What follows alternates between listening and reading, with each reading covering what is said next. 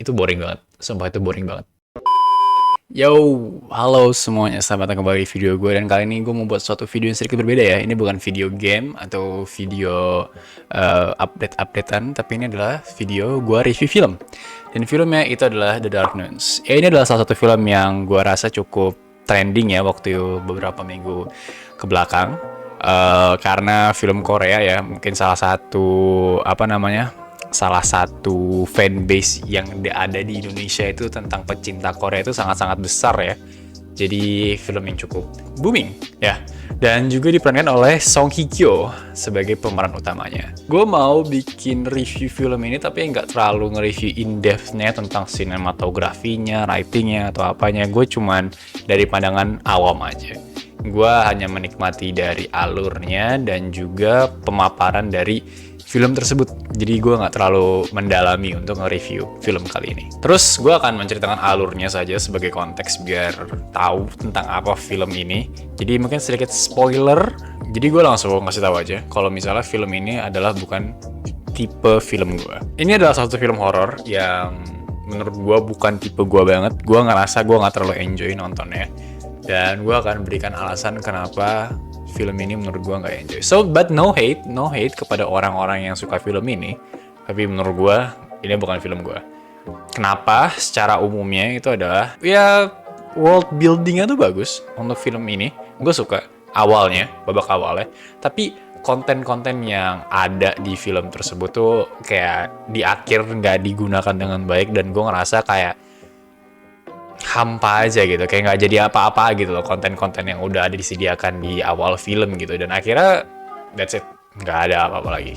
Dan itu membuat gue ngerasa ini film bukan tipe gue banget. Tapi itu adalah salah satu faktornya. Jadi ini gue akan awali dengan memaparkan alurnya yang tadi gue udah bilang ya. Jadi film ini bercerita tentang suster atau biarawati yang diperankan oleh Song Hye Kyo. Ya, dia di sini namanya Suster Junia. Nah, di sini tuh suster yang memiliki ilmu cenayang.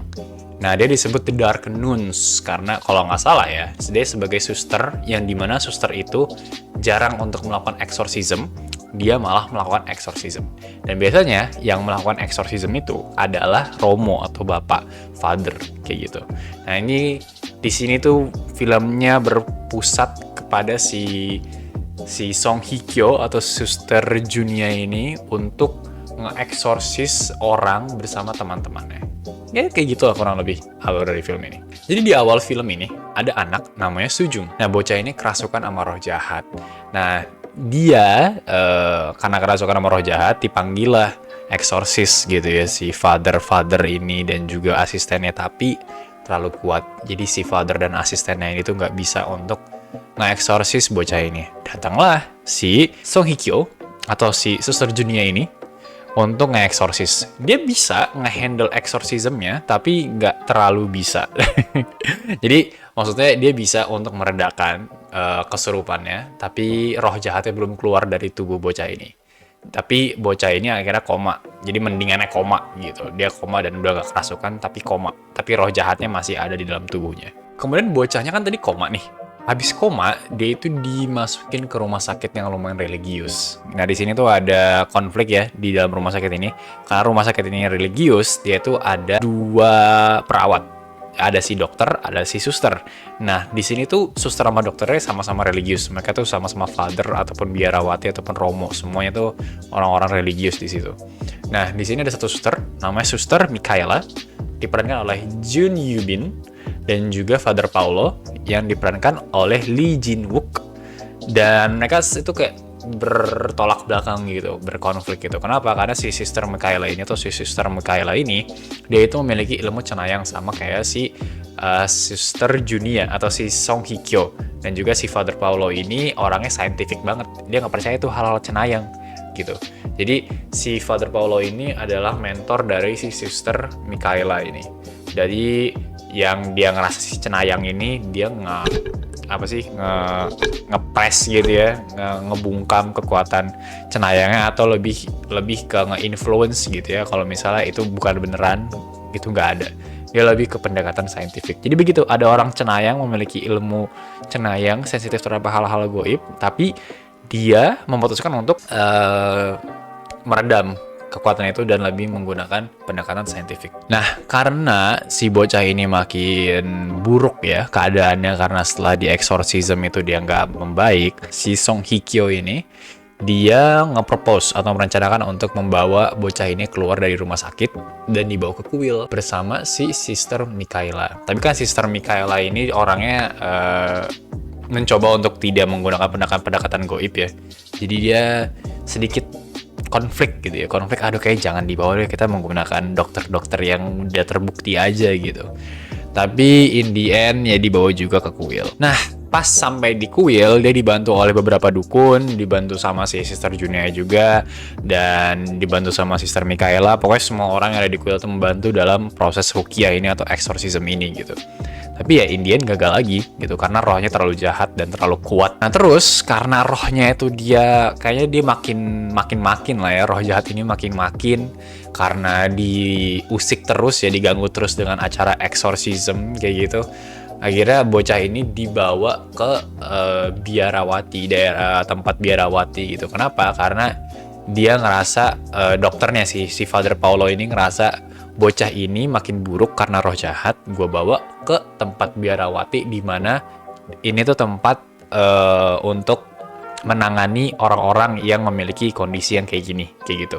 Tapi udah sampai sana dia nggak sembuh, makin parah. Pokoknya roh jahatnya makin mengontrol bocah tersebut dan sampai membuat kekacauan di situ. Dan si Song Hye Kyo dan juga si Sister Mikaela atau Sister Junia ini itu datang ke tempat itu melakukan exorcism, tapi gagal lagi. Jadi semua exorcism itu gagal sampai sekarang. Nah, karena tadi itu udah gagal semua exorcism ya, akhirnya Sister Junaya atau Song Hye Kyo itu nge-propose untuk melakukan exorcism terakhir gitu. Dan exorcism terakhir ini kayak dibantu oleh beberapa orang, kayak dari father dari Italia atau apa, dan membutuhkan alat suci gitu, alat suci dari negara lain kayak gitu. Dan juga didukung lagi oleh Father Paulo yang awalnya dia nggak percaya dengan exorcism, dan dia ngerasa ini kayaknya harus pakai exorcism nih.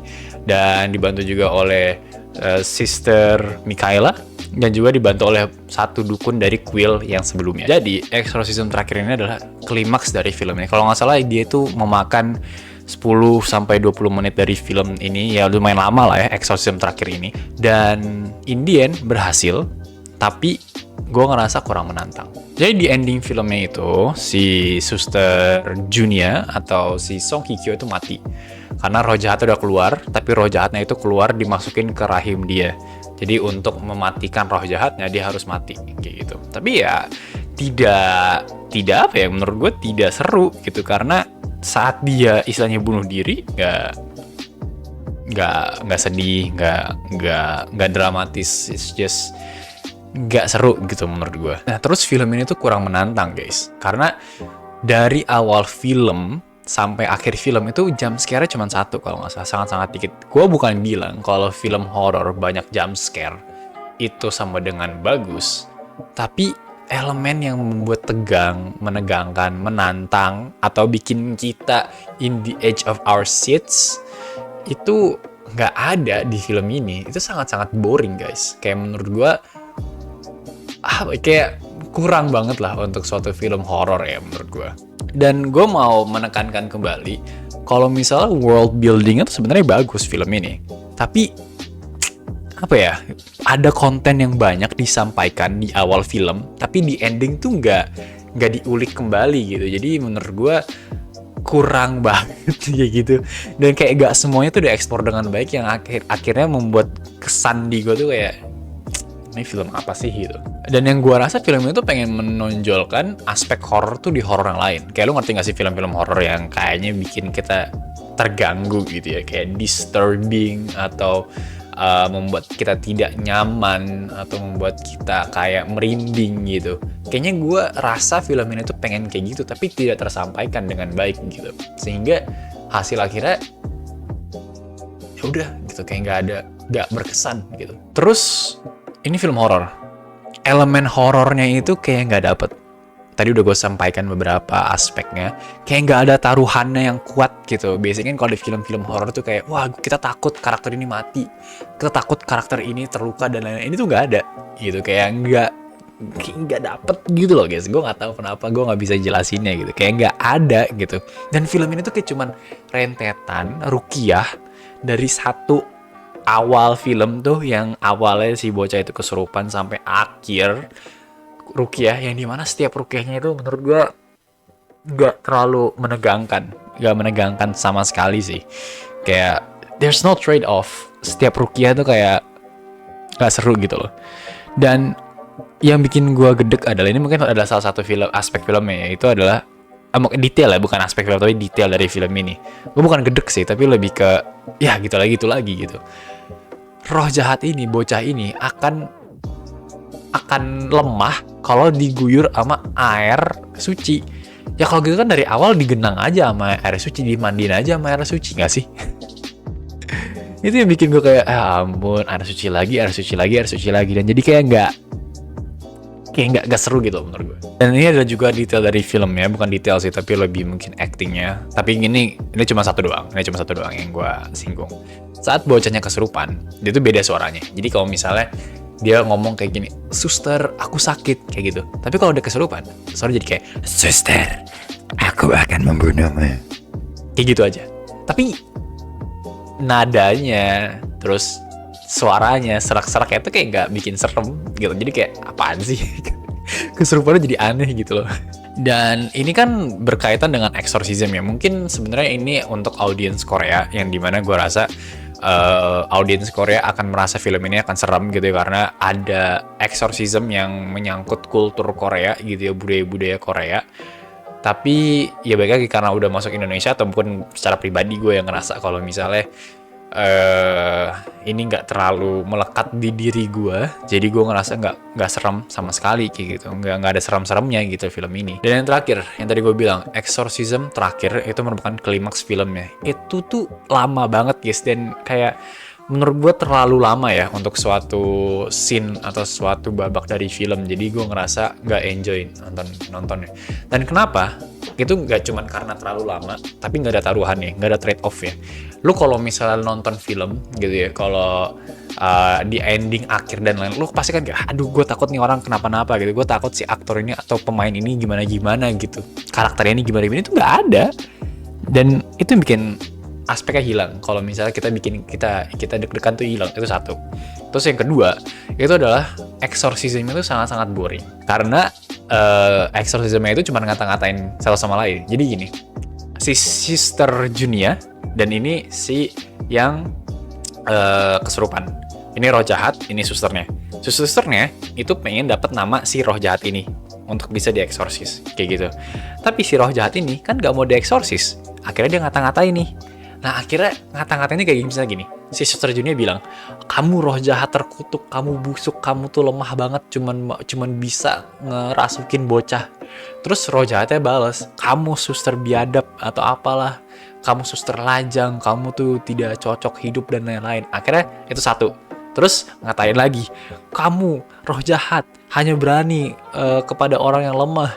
Terus dikatain lagi sama roh jahatnya, kamu suster yang tidak bisa melakukan exorcism lain-lain bla bla bla. Pokoknya ya itu ngata-ngatainnya nggak exactly kayak gitu, tapi ya gitu-gitu doang, ngata-ngatain doang. Dan itu tuh cuma rentetan bagaimana cara si Suster Junia ini untuk dapat nama si roh jahat. Dan abis dapat roh jahat, nama roh jahatnya, ya udah selesai.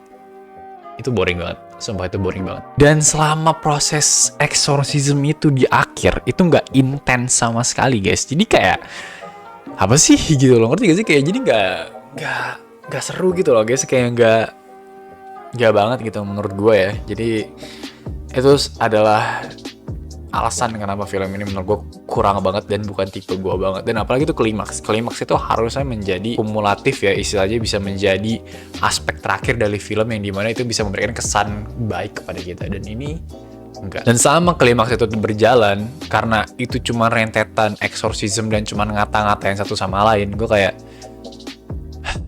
ini kapan kelarnya ya. Kayak itu sangat-sangat, saking lamanya ya, saking draggingnya gitu, saking lambat dragging dan gak intens, akhirnya itu kapan kelarnya gitu loh. Dan tadi gue singgung kembali kalau kematian dari si Sister Junia atau si Song Hye Kyo ini tuh tidak sedih sama sekali, karena dari awal tuh udah nggak ada trade off yang bikin kita terattach sama si karakternya gitu. Jadi ya menurut gue kurang aja sih film ini. Ya baik lagi, tadi gue bilang kalau film ini bukan film gue banget, tapi ini subjektif. Dan gue nggak nge-hate untuk orang-orang yang suka film ini. Gue gak bilang selalu gimana, enggak.